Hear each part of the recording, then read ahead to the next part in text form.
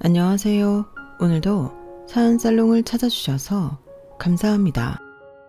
저는 결혼하고 잘 살다가 날벼락처럼 하루아침에 나타난 시아버지 때문에 이혼한 30대 후반 여성입니다. 다행히 전 남편 사이에서 아이는 없어요. 그래서 이혼하는 데는 큰 어려움 같은 건 없었는데요. 그래도 세상에 기분 좋아 이혼하는 일은 없으니까 이혼하면서 기분은 좋지 않았죠. 아니 살다 이렇게 뒤통수를 맞을 수 있을까? 지금 생각하면 전 남편이야 그 시부모라는 인간들을 이해할 수가 없는데 세상에는 절대 하면 안 되는 거짓말이라는 게 있잖아요. 특히 저는 사람 가지고 치는 거짓말을 최악이라고 생각하는 사람인데 그 사람들은 저에게 엄청난 거짓말을 했어요. 무슨 거짓말을 했길래 그러냐고 생각하실 텐데 아마 들으면 깜짝 놀라실 겁니다. 연애할 때도 그렇고 결혼 후에도 그 사람들은 저한테는 시아버지는 이 세상 사람이 아니라고 했거든요. 그러니까 산 사람을 저한테 죽었다고 거짓말을 한 건데 갑자기 시아버지라는 사람이 나타났을 때 받았던 충격이란 귀신이 살아 돌아온 그 충격과 똑같았어요. 그렇잖아요. 죽었다고 했는데 시어머니가 재혼을 한 것도 아니고 갑자기 시아버지라니. 저는 온몸에 소름이 끼칠 정도였죠. 그리고 그 이후에 제 결혼 생활은 매일매일이 짜증나고 스트레스 투성이었는데요. 그래서 더 저를 속인 남편과 시어머니가 미웠어요. 당연하죠. 자기들도 아버지이자 남편을 저한테 오픈하면 제가 결혼하지 않겠다고 할까봐 저를 속인 걸 텐데 그게 뭐 영원히 속일 수 있는 건가요? 언제고 밝혀질 거짓말이잖아요. 그런데 이 사람들이 하는 꼴을 보면 결혼만 하면 그때 가서 밝혀져도 된다고 생각했던 것 같았는데 그래서 더 속아서 결혼했다는 생각이 강하게 들었어요. 저는 그것도 모르고 홀 시어머니만 감당하면 되는 줄 알았는데 하루아침에 날벼락을 맞았죠. 그전에는 저 나름대로 좋은 아내 딸 같은 며느리가 되고자 노력도 많이 했는데 이렇게 세게 뒤통수를 맞으니 내가 지금 뭐하고 있는 건가 현타가 심하게 오더군요. 아니 어떻게 살아있는 사람을 죽었다고 할 수가 있냐고요. 물론 그들의 말로는 차라리 없는 편이 나은 인간이라 그렇게 말했다고 하는데 그래도 산 사람을 죽었다고 하는 건 말도 안 되는 일이었어요. 게다가 거짓말은 그게 끝이 아니었는데 그럼 그동안 시아버지는 어디에 있었냐고 물으니 그게 정말로 그때는 이혼할 마음으로 별거 중이었다. 내가 설마 헤어질 생각도 없으면서 너한테 그런 무서운 거짓말을 했겠니? 나는 정말 그 인간이랑 이혼하려고 했어.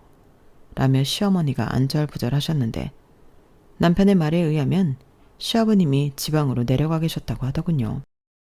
원래 하시던 일도 건설 현장 다니며 노동일을 하셨는데 마침 지방에 일도 있고 겸사겸사 내려가셨대요. 그리고 자기도 엄마한테 이혼할 거니 그냥 아버지 돌아가셨다고 생각하라는 소리를 들었다며 저에게 거짓말을 하게 된 경위를 설명했어요. 솔직히 아버님을 보니 공감을 아주 못할 건 아니었어요. 저 역시도 시아버님이 나타나고 말도 안 되는 억지를 부릴 때마다 당황스럽고 화도 났는데 그런 시아버지랑 오래 함께 산 시어머니라면 그러실 수도 있겠다는 생각이 들었어요.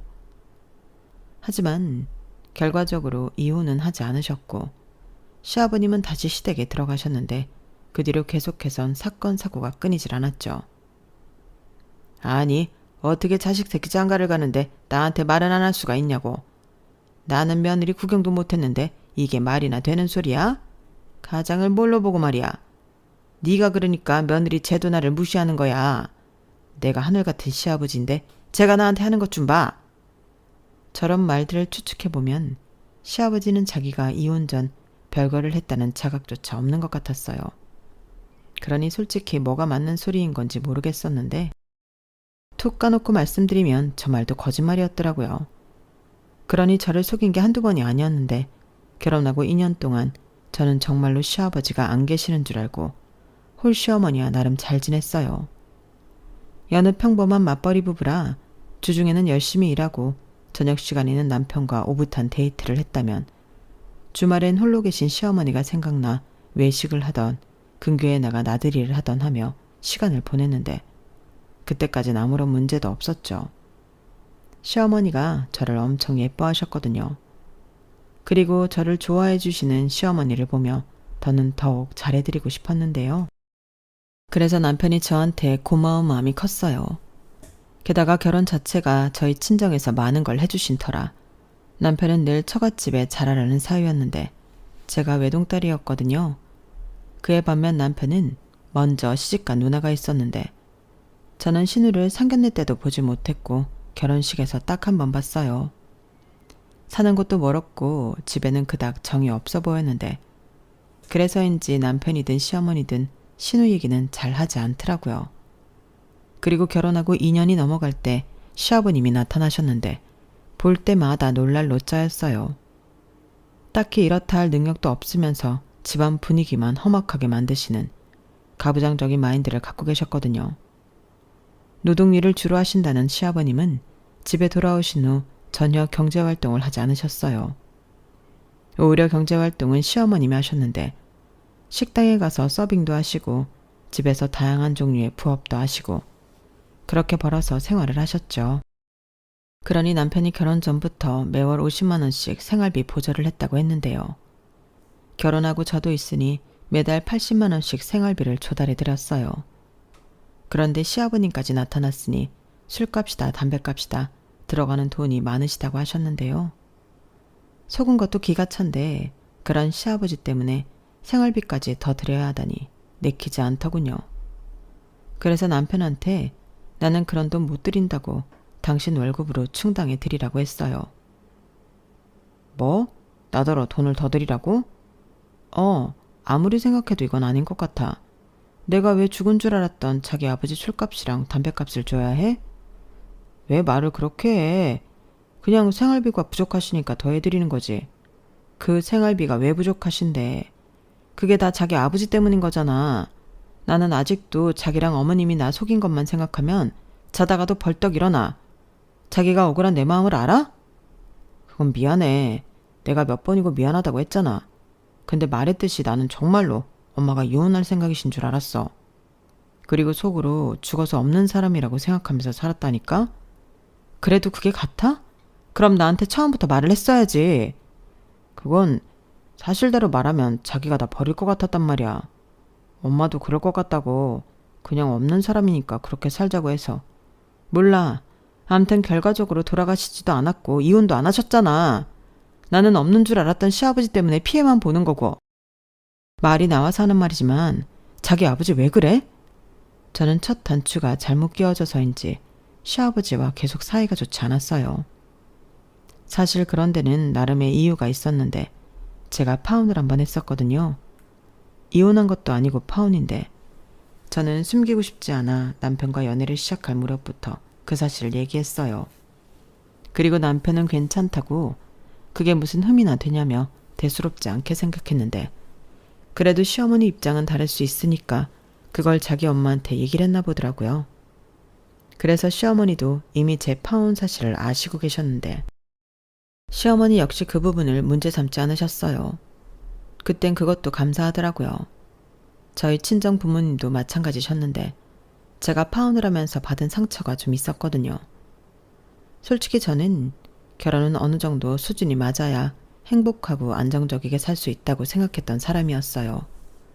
그래서 20대 후반 당시 만났던 남자와 조건을 맞춰 결혼을 진행했는데 제가 생각하기엔 저나 그 남자나 모든 것이 비슷했어요. 그런데 그건 제 생각일 뿐 그 남자는 아닌가 보더라고요. 대학도 비슷한 수준의 대학이었고 하는 일도 집안 형편도 엇비슷했는데 그 남자는 자기나 자기 집안이 저와 저희 집안보다 더 낫다고 생각하는 듯 했어요. 그러니 결혼 준비하면서 계속 감정적으로 부딪혔는데 확실히 연애와 결혼은 다른 게 맞더라고요. 이제 가족이 될 사람이라고 생각하니 사소한 것도 그냥 넘어갈 수가 없었는데 그러면서 그 남자는 자꾸 저에게 상처만 줬어요. 연애할 때는 몰랐는데 인간이 정말 남을 배려할 줄 모르지만 지만 아는 이기적인 놈이더라고요. 그때 알았어요. 내가 다른 조건들은 다 맞춰봤지만 저 사람의 진짜 인간성과 사람 됨됨이는 잘 보지 못했다는 걸요. 연애할 때는 서로 좋은 모습만 보여주고 다 알지 못하니까 제멋대로 우리는 잘 맞는다고 착각했었는데 그걸 깨달은 순간 결혼은 도저히 못할 것 같아 식장 다 잡아놓고 제가 먼저 파혼 얘기를 꺼냈죠. 그리고 친정 부모님에게도 이런 제 속마음을 모두 이야기했고 저희 부모님은 제 생각을 존중해 주셨는데요. 그래서 금전적인 피해도 기꺼이 감내해 주셨어요. 네 인생인데 그깟 돈이 대수야? 엄마 아빠는 네가 행복한 게 제일 중요해. 이렇게 말하며 저한테 죄책감 같은 건 느끼지 않아도 된다고 해주셨죠. 하지만 사람이 어떻게 그러나요? 저는 부모님에게 너무 죄송했어요. 그래서 결혼 자금으로 쓰려고 했던 돈도 부모님에게 드렸는데 안 받겠다고 극구 사양하시던 걸 그래야 내 마음이 편해. 이 돈 안 받으면 내가 내내 불편하고 미안하다니까? 이렇게 말하고 겨우 드렸는데 그런 일이 있었기에 남편과 연애를 시작하는 것도 많이 힘들었어요. 저는 앞으로 연애나 결혼 같은 건 생각도 하지 말자고 생각했거든요. 하지만 그러기엔 제 나이가 어렸고 이후에 만난 남편은 다른 건 솔직히 모르겠으나 사람이 너무 좋았는데요. 자기가 조금 손해를 보더라도 남을 배려하는 그런 성격이었어요. 그래서 남편 주변에는 늘 사람이 많았고 다들 남편을 좋게 봤는데 저에겐 그런 점이 매력으로 다가왔어요. 아무래도 파혼한 그 남자와 비교가 되다 보니 이 남자가 대단히 큰 장점을 가진 걸로 보였거든요. 그리고 그런 건 돈이 아무리 많다고 해도 살 수도 없는 거니까 더 대단하게 느껴졌는데요. 거기에 남편은 같이 있으면 시간 가는 줄 모를 정도로 저와 잘 맞는 사람이었어요. 오전에 만나 저녁에 헤어져도 대화가 끊이지 않고 유머 감각도 좋아서 시간 가는 줄 모르고 만났더랬죠. 그러니 저는 점점 그런 남편에게 빠질 수밖에 없었는데 제 주변에서는 제가 남편을 만나는 게 이상하다고 생각하는 눈치였어요. 이유야 뻔했죠. 저와 남편은 뭐랄까 조건이 많이 달랐거든요. 남편은 수도권에 있는 대학을 나오고 또 회사도 그리 큰 기업이 아닌 평범한 곳이었는데 그에 반면 저는 이름만 얘기하면 다 아는 서울권의 4년제 대학을 나왔고 대기업에 다니고 있었어요. 거기에 집안 형편도 저희 부모님은 두 분 다 사업을 하셔서 경제적인 여유가 있으셨고 시댁은 어머니 혼자 꽤나 고된 일을 하며 어렵게 지내고 계셨는데 한번 조건 때문에 결혼이 깨졌다 보니 그런 눈에 보이는 조건은 넘기게 되었어요. 그러자 한 친구는 이렇게 말했는데요. 나래 너 파혼했다고 갑자기 눈이 확 내려가기라도 한 거야? 그놈 보란 듯이 더 조건 좋은 남자랑 결혼해야지. 강훈 씨는 진짜 아니다.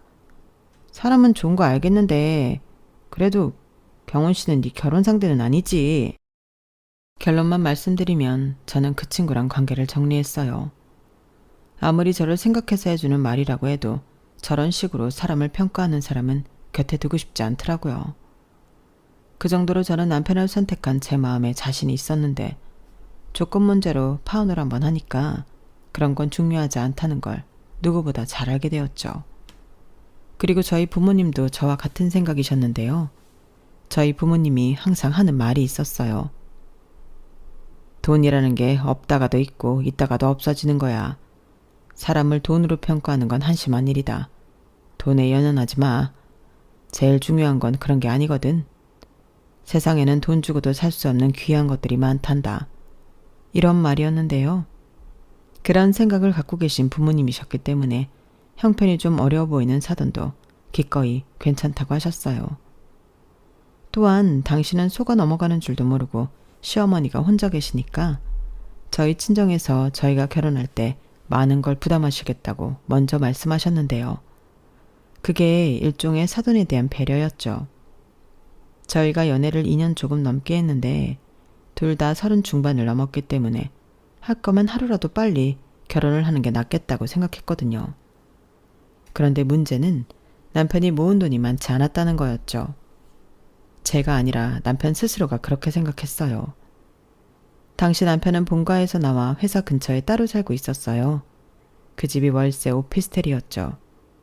거기에 시어머니 생활비 보조까지 해드렸으니 모은 돈이 없는 건 당연하다 이해했는데요. 그래서 저희 친정 부모님이 자발적으로 그때 시세 4억인 아파트를 신혼집으로 해주셨어요. 그런데 갑자기 홀 시어머니가 아니었다고 하니 이게 무슨 경우냐며 저도 저희 부모님도 황당 그 자체였는데 거기에 무슨 이유인지는 모르겠지만 시어머니가 꼼짝도 하지 못하시더라고요. 시어머님이 그러니 남편은 말할 것도 없었는데 자기 아버지 눈치를 얼마나 보든지 옆에 있는 제가 다 민망할 정도였어요.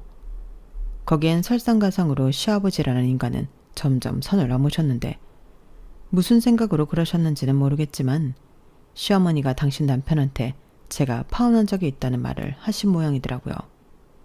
그러자 시아버님은 마치 제가 이혼이라도 하고 온 사람처럼 저를 대하셨는데 말씀도 참 싼티나게 하셨어요. 너처럼 혼여자를 며느리로 허락했으면 너도 뭐 성의를 좀 보여야 하는 거 아니냐? 나 몰래 도둑 결혼한 것도 괘씸한데 이렇게 입을 닫으면 안 되지? 이런 식으로 말씀을 하셨는데 사람이라면 당연히 기분 나쁠 수밖에요. 그리고 제 결혼 생활은 시아버님이 나타나기 전과 후로 확연히 달라졌는데요. 사실 그전까지는 아무 문제가 없었죠. 어디까지나 제가 거짓말에 속은 줄 몰랐을 때 일이긴 했는데 저는 전처럼 남편과 지낼 수 없었어요. 그전에는 그렇게 남편과 함께하는 시간이 행복하고 좋을 수가 없었는데 이젠 남편과 나누는 얘기들이 시아버님 얘기가 많아지다 보니 대화를 하고 있으면 짜증부터 났는데 그렇다 보니 아예 남편이랑 대화 자체를 하고 싶지 않아졌어요. 그렇다고 파혼했던 것처럼 결혼을 깨자니 그것도 마냥 쉬운 일은 아니었는데 감사하게도 시아버님이 그런 저를 정신 차리게 해주셨죠. 시아버님은 주말이면 저희 부부를 집으로 오라고 하셨는데 그러면 당신이 뭘 드시고 싶은지 그걸 먹으러 가자고 하셨어요. 오늘은 소고기 먹자. 며칠 전부터 고소한 소고기가 먹고 싶었는데 주말까지 참느라 현기증까지 났다니까. 내가 식당도 다 예약해뒀으니까 얼른 가자. 이렇게 저희가 시댁에 도착하자마자 앉지도 못하게 바로 식당으로 가게 했는데 메뉴판을 보고 깜짝 놀랐어요. 가격이 정말 장난이 아니더라고요.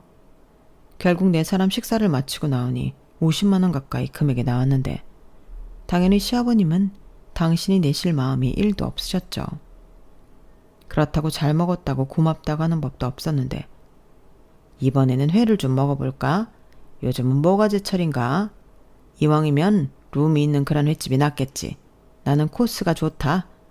라며 아주 뱃속에 전생에 재벌 거지가 들어앉았는지 늘 그렇게 먹는 거에 목숨을 거시더라고요. 그러니 자연스럽게 시댁에 가고 싶지 않았는데요.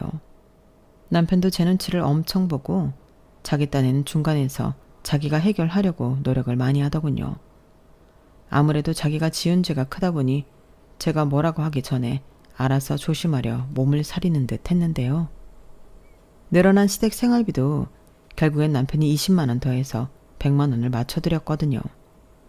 그러니 시어머니는 고맙고 미안하다며 저한테 눈물바람을 하셨는데 그러면서 나는 정말이지 지금이라도 저 인간이랑 갈라서고 싶다. 근데 저러고 집에 들어앉아서 꼼짝을 하지 않으니 내가 이혼하자는 소리를 할 수가 있니?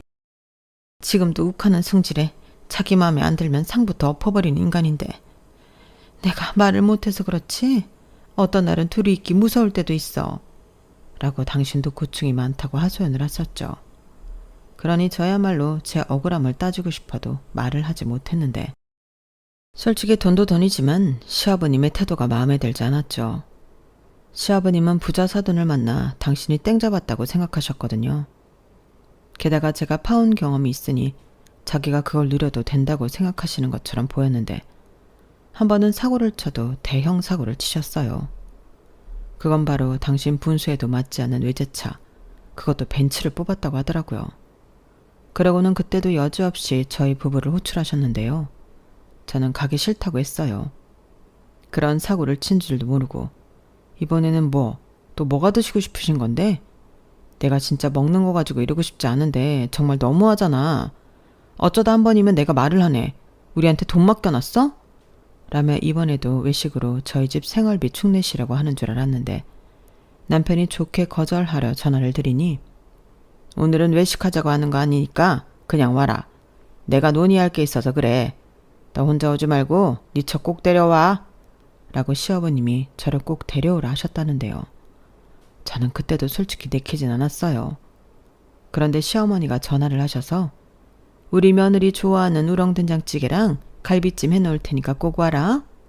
이렇게 말씀하시며 저에게 꼭 당신 집에 오라고 하셨는데 시어머니 전화까지 받았는데 안 가기도 그렇고 결국 내키지 않은 걸음을 시댁으로 옮겼어요. 그러자 대형 폭탄이 제 앞에 떨어졌고 저는 빵 하고 폭발하고 말았는데요. 내가 남들 다 있는 차를 한 대 뽑았다. 계약금은 내가 걸었고 6개월 뒤라고 했나? 그때 차가 나오는데 차 할부금은 니들이 내. 네? 그게 무슨 말씀이세요? 차 할부금을 왜 저희가 내요? 왜긴 시아버지 타는 차인데 자식들이 내는 게 뭐가 이상하냐? 아버지 갑자기 무슨 차예요? 그 차 타고 어디 가시려고? 어디든. 너 내가 갈 데 없을까 봐 그러냐? 차가 있어야 어디 나가서 일을 하지. 내가 요즘 일을 못하는 게 차가 없어서 그래. 그리고 내 나이에 차 없는 사람이 누가 있냐? 나도 창피해서 밖에도 못 나가고 그러니까 계속 이렇게 집에만 있고 그래서 고민 끝에 차를 사기로 했다. 네 엄마도 찬성했어. 어머니 정말이세요? 그게 일을 하려면 차가 필요하다고 하니까. 근데 할부금은 생각을 못했지 뭐냐. 부담 줘서 미안하다. 네 시아버지 일하면 내가 생활비라도 좀 적게 받을게. 이 사람이 지금 무슨 말을 하는 거야? 내가 일만 해봐. 그깟 생활비 받을 일 없지. 니들 나 차 할부금 내주면 생활비 안 줘도 된다. 내가 벌어서 네 엄마 줄 거니까. 그러니까 니들도 멀리 보면 손해보는 장사가 아니야. 시아버님은 마치 어디 약속받은 일 자리라도 있는 것처럼 큰 소리를 뻥뻥 치셨어요. 하지만 차도 무슨 경차 같은 게 아닌 벤츠라는 걸 알았을 땐 제 기분이 달라졌는데 그 차가 일을 할 때 필요한 차로는 전혀 느껴지지 않았거든요. 그래서 제가 시아버님에게 무슨 일을 하시길래 벤츠가 필요하냐, 전혀 앞뒤가 맞지 않는 거 아니냐고 따졌는데요. 시아버님은 제가 하는 말이 기분이 나빴는지 어디서 배워먹은 버르장머리냐며 자기가 다 생각이 있어서 그렇게 한 거라며 저는 자기가 시키는 대로 따르기만 하라고 역정을 내셨어요. 아니, 할부금도 책임지지 못하시면서 무작정 자기 말만 들으라니 어이가 없었죠. 저는 그렇게 못해요. 저희도 못 찾는 탈을 그 비싼 할부금을 다달이 내라고요? 말도 안 돼요. 말이 왜 안 돼?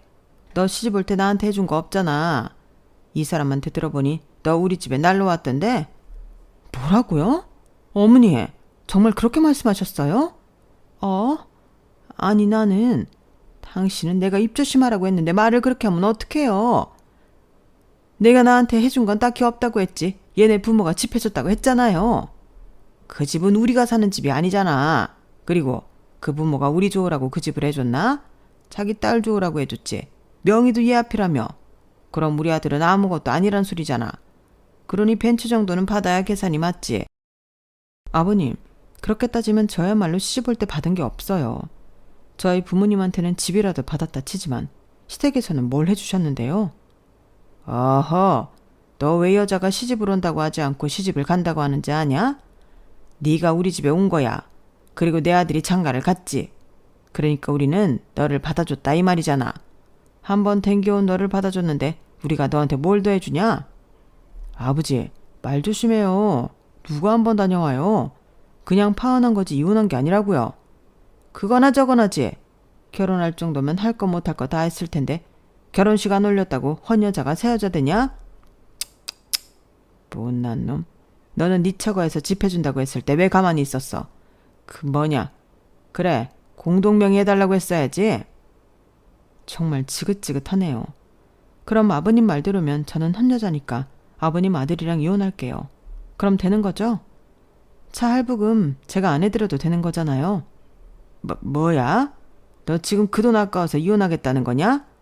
너는 어째 파혼이다 이혼이다 그렇게 쉽냐? 그래서 네가 안 된다는 거야. 그럼 그거 무섭다고 이런 억울하고 부당한 참으란 말씀이세요? 저는 싫어요.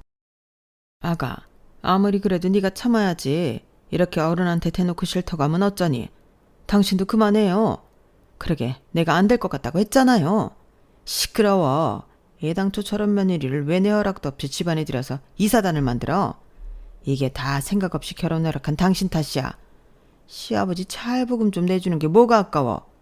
내가 이렇게 말하면 아니라고 자기가 그냥 사드리겠다고 나와야지. 아버지, 그만 좀 하세요. 아니, 왜 자꾸 이 사람한테 돈 가지고 그러세요? 아버지가 계속 이러시니까 제가 창피해서 살 수가 없잖아요. 뭐야? 너 지금 그게 너 낳아준 애비한테 할 소리야? 너야말로 마누라 단돌이 잘해. 저게 뭐냐? 남자 새끼가 빙신도 아니고 누가 너더러 장가가서 쥐어 살라고 했어. 네 처거에서 집해줬다고 뭐 유세라도 부리냐? 저희 부모님 그러신 분들 아니거든요. 누구처럼 돈 돈눈 거리시지도 않고 오히려 그만큼 해주셔도 뭐라도 하나 더 해주시려고 하세요. 그런데 아버님은 저희한테 돈 맡겨놓은 사람처럼 이거 사와라 저거 사와라 하시죠? 저는 이제 그거 해드리고 싶지 않아요. 저거 싸가지 좀 봐. 오냐? 너는 네 집에서 가정교육을 그리 받은 거지? 그러니 위아래도 모르고 그 주둥이를 놀리지. 네, 저는 부당한 일 억울하게 당하지 말고 위든 아래든 싸우라고 배웠어요. 그럼 싸가지 없는 며느리는 이만 가볼 테니까 다시는 연락 좀 하지 말아주세요. 저는 그렇게 시원하게 하고 싶은 말을 다 하고 시댁을 나왔어요.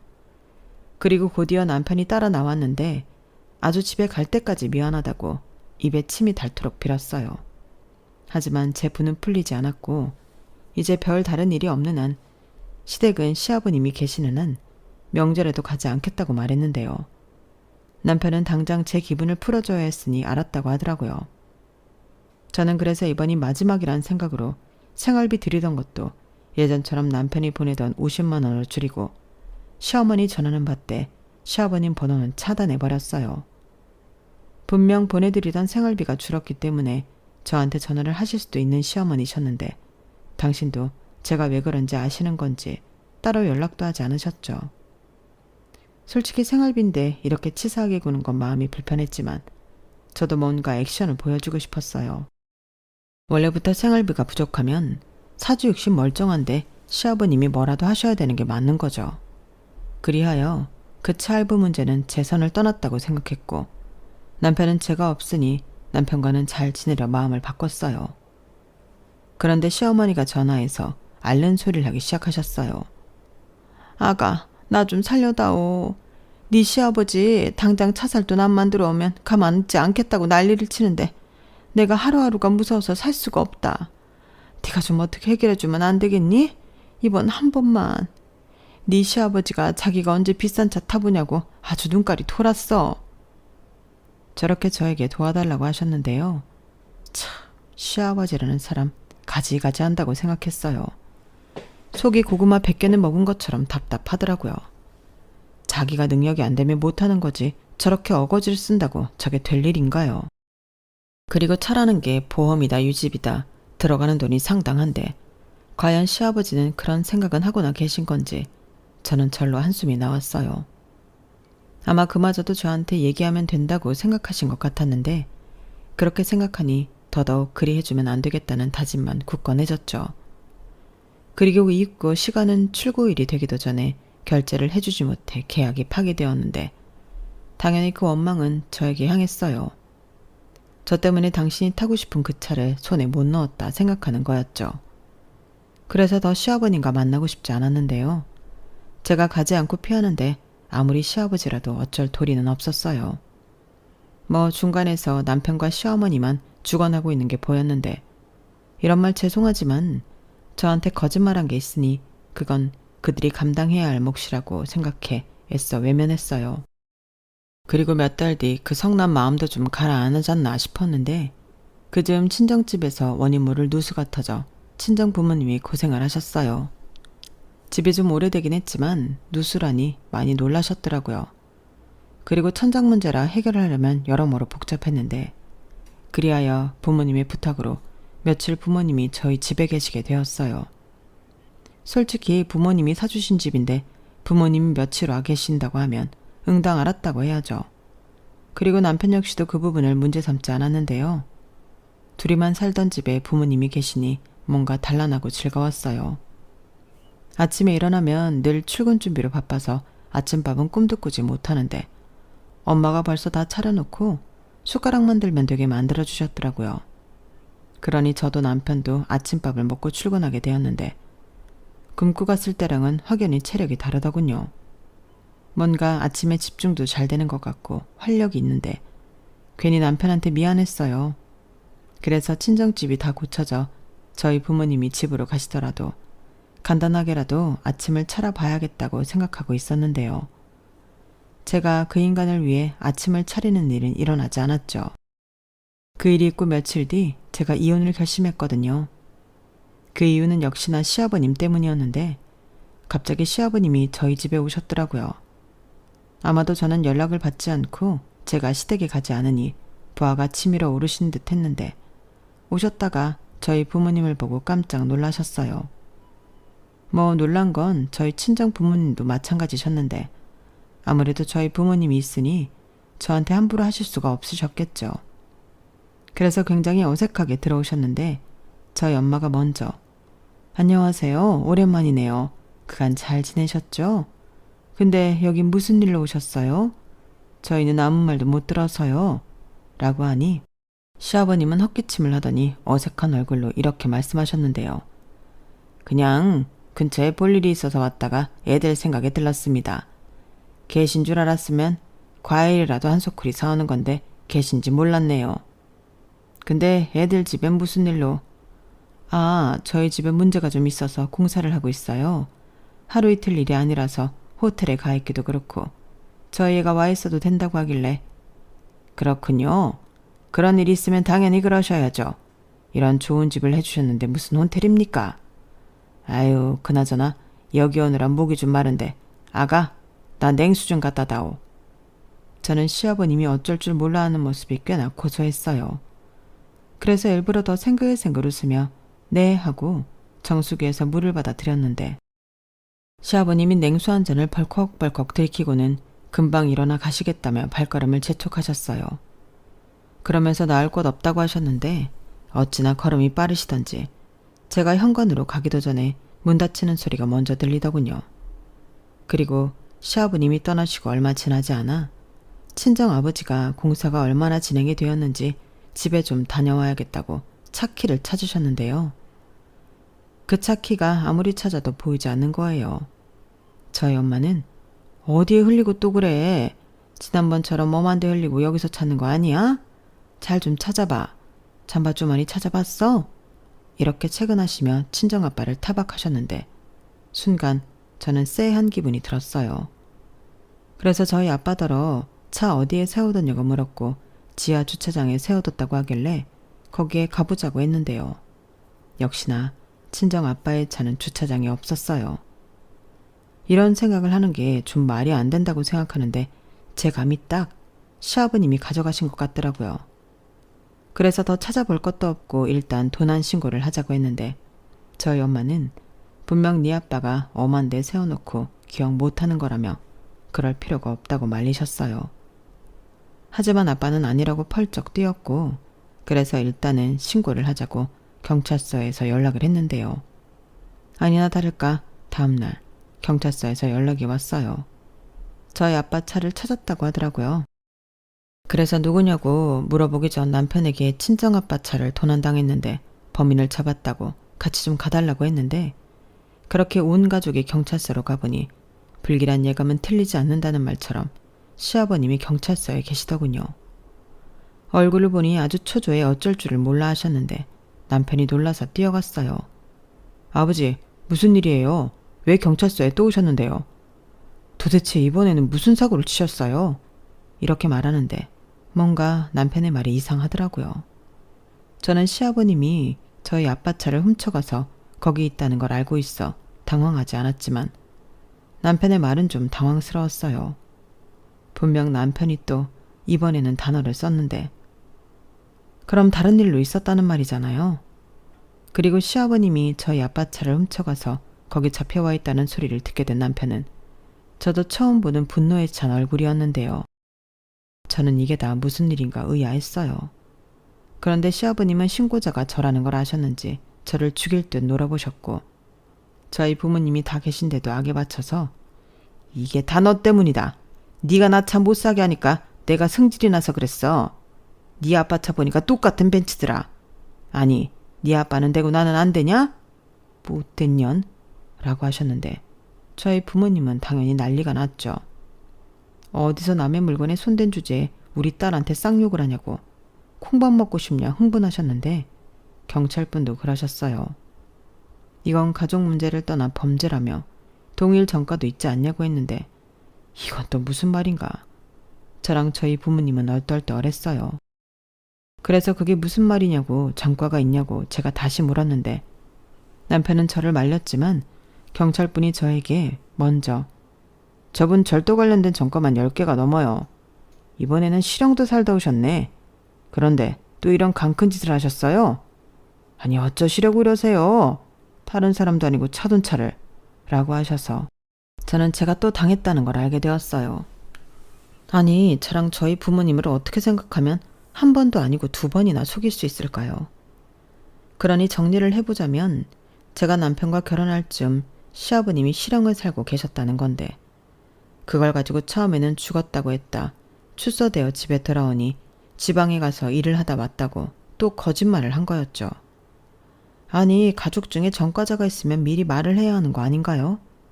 저는 남편한테 어떻게 이럴 수가 있냐고 따졌어요. 그러자 남편은 엄마가 이혼하겠다고 했어. 그건 사실이야. 근데 저 인간이 막무가내로 집에 돌아왔고 엄마는 무서워서 이혼도 못한다고 하는데 이제 와서 우리 아버지 전과자라서 실형 살다 왔다고 할 순 없잖아. 그래서 그냥 쉬쉬했지. 엄마가 그러자고 하기도 했고 라며 그것도 변명이라고 씨부렸는데 저는 그 소리 듣자마자 그놈의 면상을 후려 쳐버렸어요.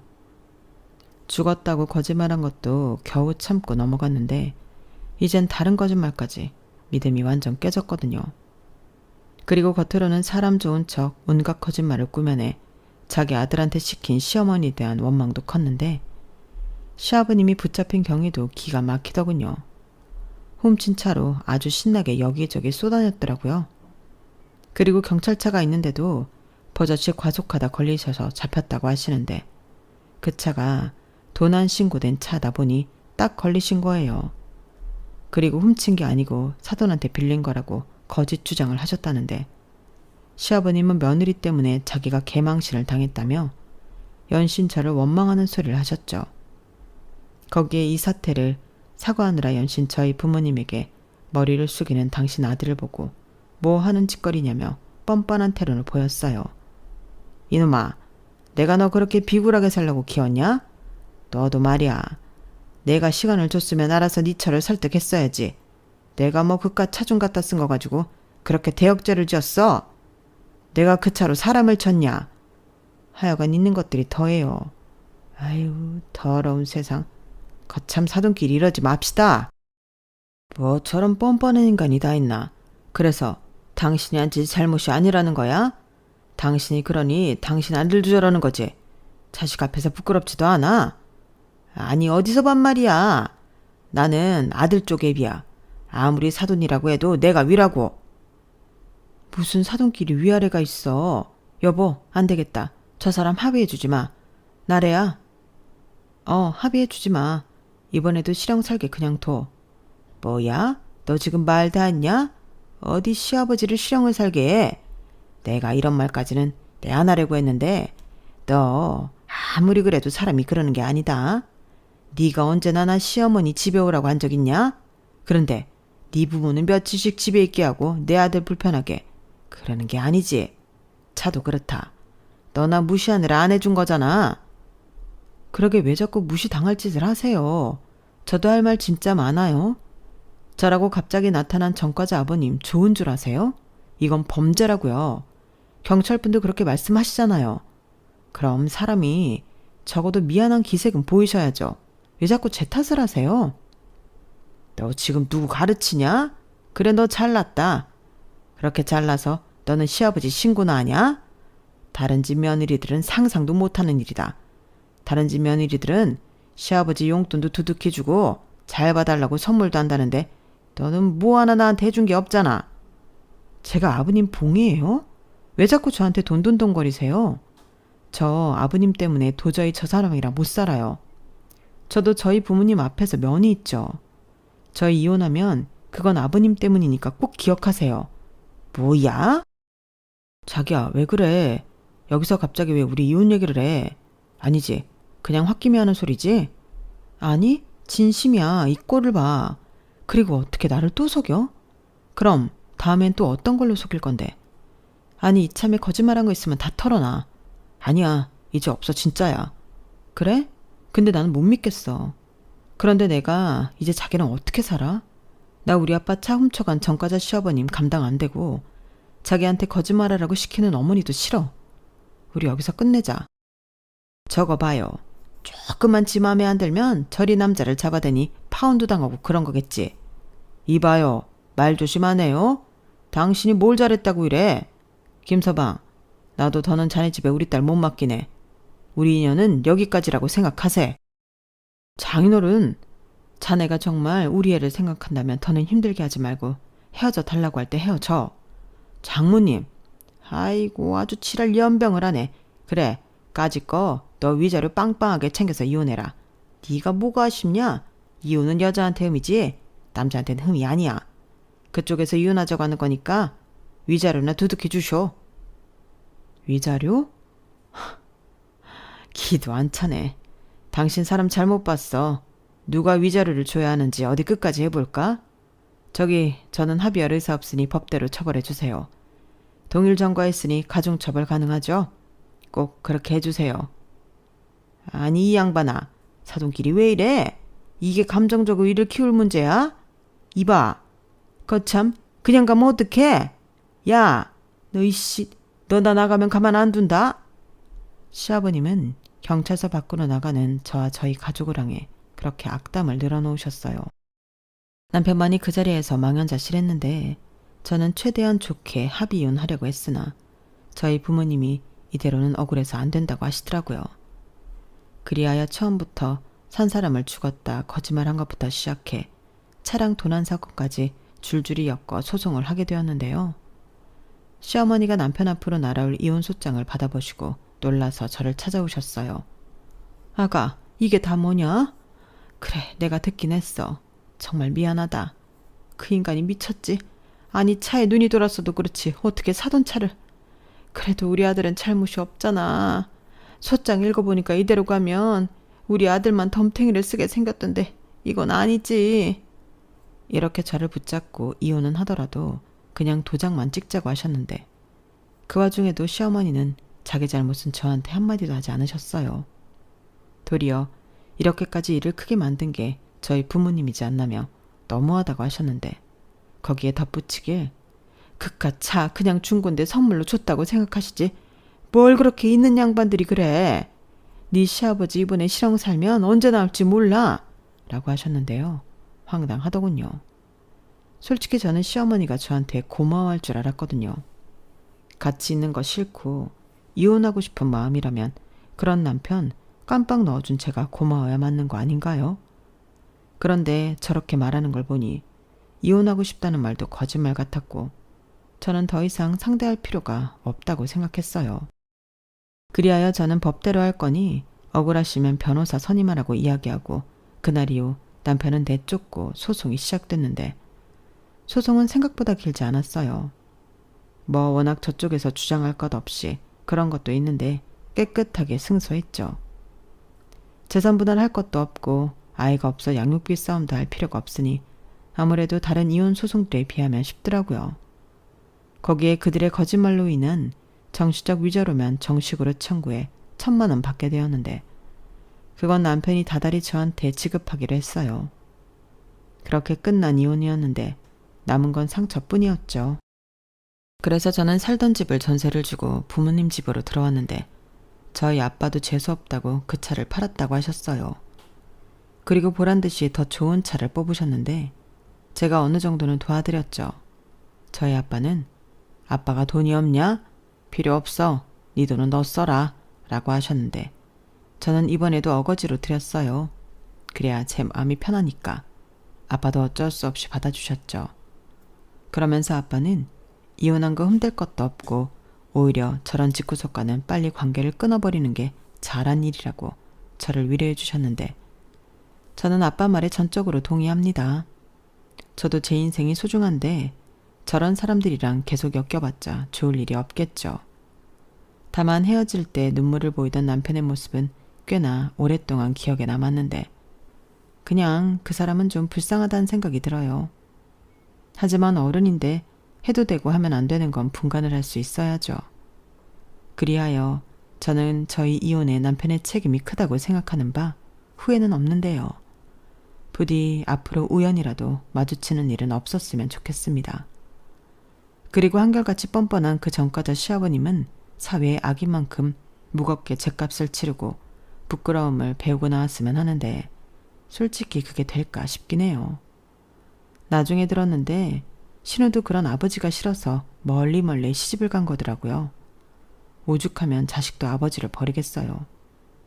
그런 걸 보면 다른 평범한 부모님들이 다 대단하게 느껴지는데 저는 더 열심히 살아서 저희 부모님에게 효도해야 할 것 같습니다. 하나밖에 없는 딸인데 제가 너무 힘들게 하는 것 같아 마음이 죄송해요.